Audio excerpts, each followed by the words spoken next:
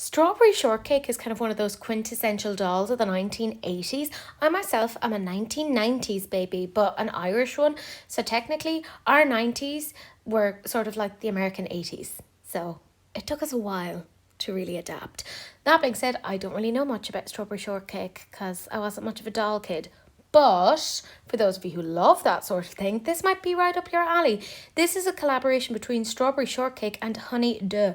A massive thank you to both Trendtopia and Makeup Release Radar who gave me this information. So let's jump right into it. Before anybody asks, this is indeed a licensed collaboration. So well done them on getting that. I'd say that cost a pretty penny. And if you know anything about the dolls, they were scented. And guess what? Each of the palettes are scented too. So it's kind of giving me like old school Too Faced vibes. We have Strawberry Shortcake, Orange Blossom, Huckleberry Pie, and Lemon Meringue.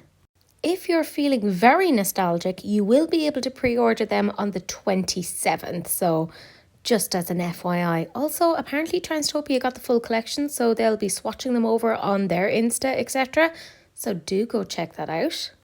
By the way, this is also a vegan and cruelty-free brand, but let's look at Strawberry Shortcake first. I feel like the colours themselves are okay. I'd like to see a few more like greens in there, and also for something that's like Strawberry Shortcake, there's not that many reds and pinks. I feel like that's a little bit missing. I'm not even going to talk about the shape of the palette because you know how I feel about that.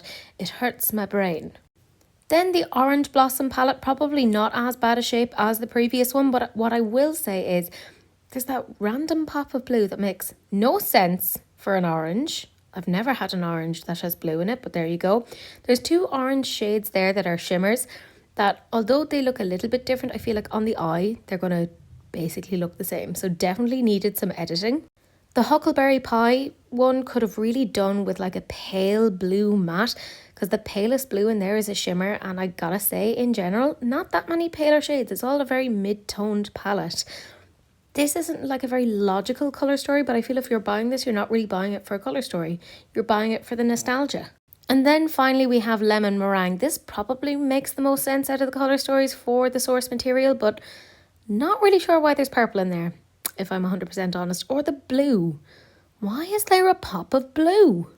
And actually when you see the swatches, they look okay, but I feel like they're all very mid-toned and I wouldn't really know what to do with each of them. Like they feel quite disjointed. Are these palettes you're necessarily going to get because you love eyeshadows? No, you're probably going to get this because, childhood and nostalgia and everything is awful. Let's buy the feelings. What do you think? Is it for you or no?